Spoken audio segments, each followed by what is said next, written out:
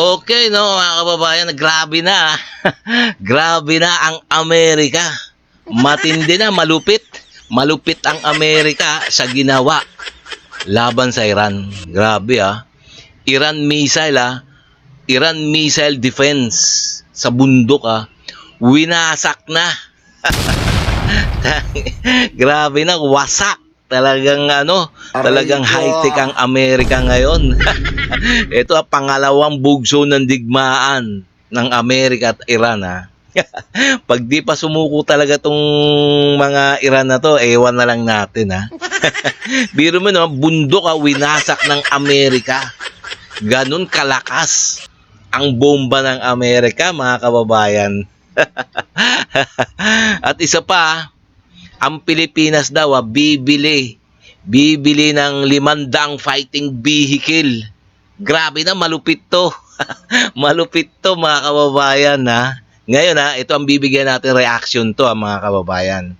Ngayon, kung bago ka pa lang sa akin channel please huwag mo muna kalimutan mag-like and subscribe muna sa ating YouTube channel bago tayo mag-umpisa. And also please paka-subscribe din kay Good News Philippines. So sa kanyang video to na ating bibigyan ng matinding reaction to Kasi talaga kumbaga curious, nakakabigla talaga ang Amerika. Matindi. Okay so bago kayo mag-umpisa, please like and subscribe na lang muna sa ating YouTube channel. Okay so umpisa na natin. Grabe mga kabayan, walang makakaawat sa Amerika. Maling-mali para sa Iran ang kalabanin ang bansang nangunang may pinakamalakas na militar sa mundo. Ikinasa ng US Central Command ang 12 at 13 pagsalakay sa Iran.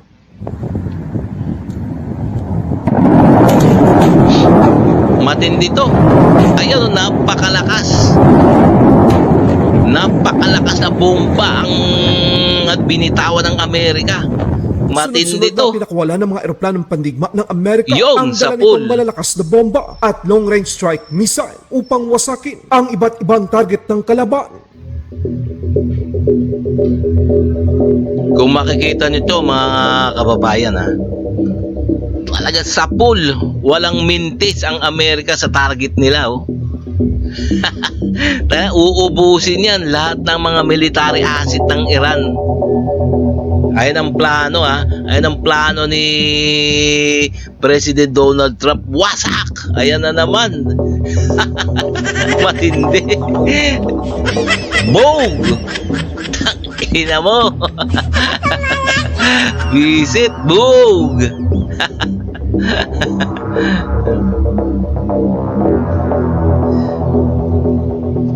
Ayun, boom!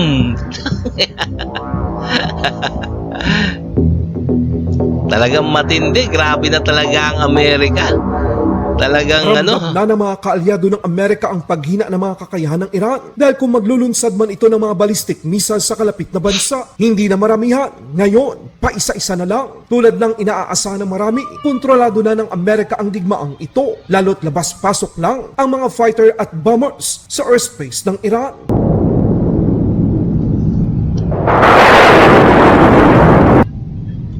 Biro mo yan, mga kababayan lumalaban pa rin ang Iran, ang bansang Iran, kahit wala na silang air defense.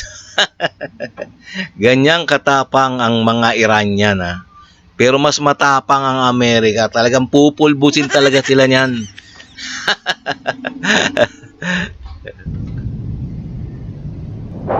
Ayon sa mga source, naghulog ang B-1B bombers na mga 2,000 pounds na bomba o yung tinatawag nilang GBU-31 sa iba't ibang target sa Iran. Ang GBU-31, mga kabayan, na nilagyan ng JDA ay isang GPS-guided smart bomb. Kung sa tingin nyo na ito na ang malakas na opensiba ng Amerika, nagkakamali kayo. Ayon kay President Trump, ikinukonsidera nito ang mas malaking pag-atake mas malaki pa kaysa noong nakaraan. Ayon sa Iran Health Ministry, 55 na ang nasawi at 600 naman Iran ang sugatan sa patuloy na opensiba ng Amerika. Iyak na naman ang Iran sa panibagong diskarte ng Amerika. Ibang klase talaga ang galing ni President Trump. Ipinahayag nito sa mundo na bawat barkong pasasabugin o mapinsala dulot ng mga drone at ballistic missile ng Iran, Revolutionary Guard Corps, ay babayaran ng Iran. Hawak ng Amerika ang malaking asset at pera ng Iran. Dito kukunin ang danyos at ipapaayos sa mga sibilyang barko. Kung kayo ang tatanungin mga kabayan, tama lang ba o mali ang bagong diskarte na ito ng Pangulo ng Amerika? Yes, tama. Para sa akin mga kababayan, tama yan. Lahat ng sisirain ng Iran, kailangan bayaran nila. Bayaran nila. Ayan ang matinding presidente. Ayan ang sinabi ng presidente ng Amerika, si Donald Trump. Malupit yan mga kababayan. Agad namang umalma ang Iran Foreign Minister. Hindi daw ito tama. Ang tanong, tama ba na i-target ang pangkomersyal na barko sa kaya mga sibilyang mga marino, kabilang na ang mga Pilipino na tumatawid lang sa Strait of Hormuz? Balitang Pilipinas naman tayo mga kabayan. Oo nga naman. Bakit nga ba tinatarget ng Iran yung mga sibilyan na barko?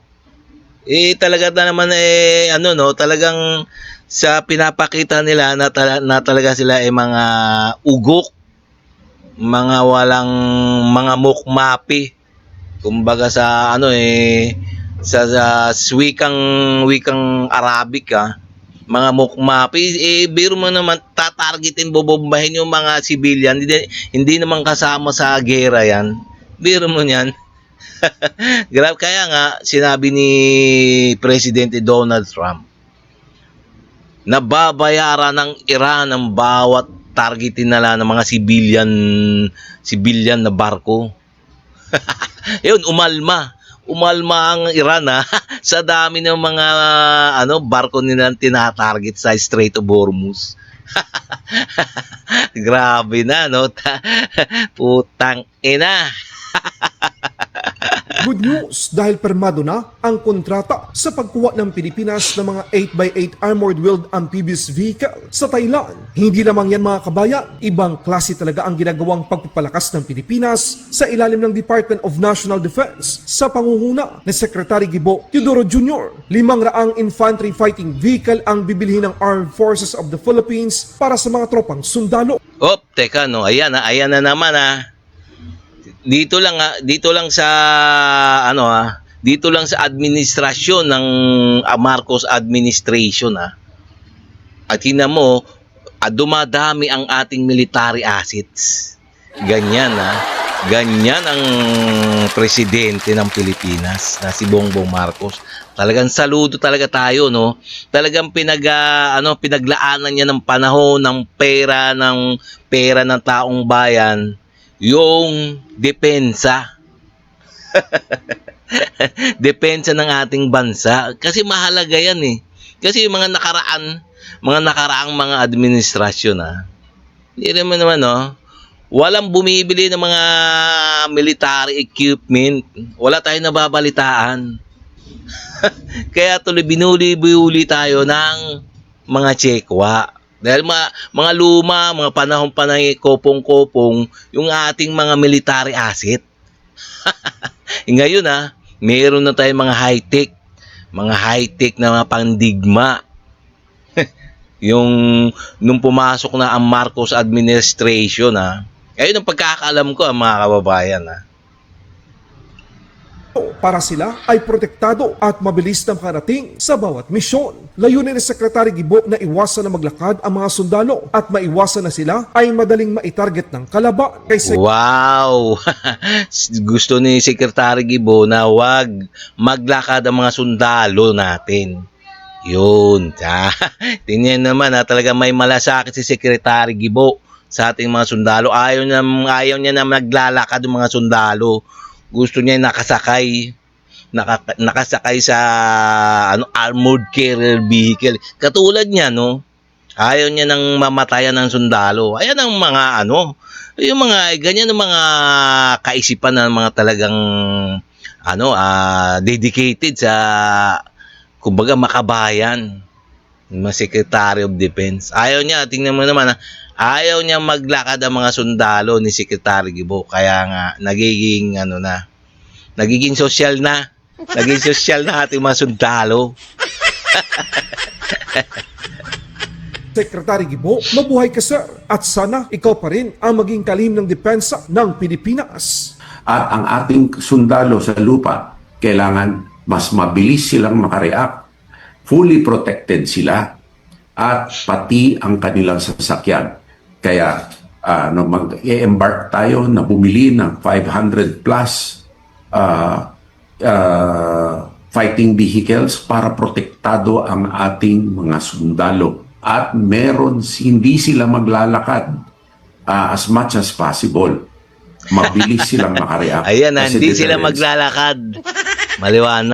Kinumpirma naman ni Secretary Marco Rubio na sa panahon ng medical evacuation ng mga sundalong Pilipino na nasugatan dahil sa agresyon ng China Coast Guard sa Ayungin Shoal. Nandoon nakasuporta ang isang US Coast Guard sa Philippine Coast Guard. Freedom of navigation operations, will you be conducting more of that soon? Yeah, I mean, look, we're a treaty ally. I mean, the United States and the Philippines have a treaty, and so we will live by that treaty. We're committed to supporting our treaty partners, and obviously we've already done quite a bit. In fact, there was a U.S. Coast Guard vessel in the region at the time that this happened, and actually helped stand between the two sides and allowed the individual who was injured to be rescued and brought back for medical treatment. So we are already here, we're already present, we have a role, and we're not going to abandon our allies. We've made that abundantly clear.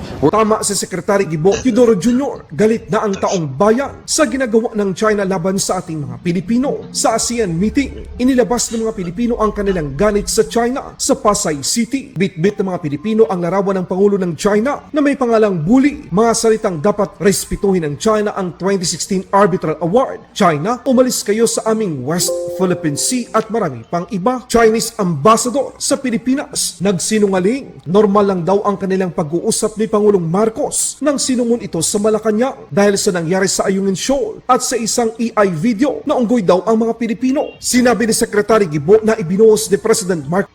Grabe tinawag tayo ng unggoy ng mga singkit na to, no? Unggoy ba tayo? Grabe nila, no? Grabe panlalait ng mga China sa atin, no? Unggoy daw tayo, papayag ka ba? Papayag ba kayo, mga kababayan?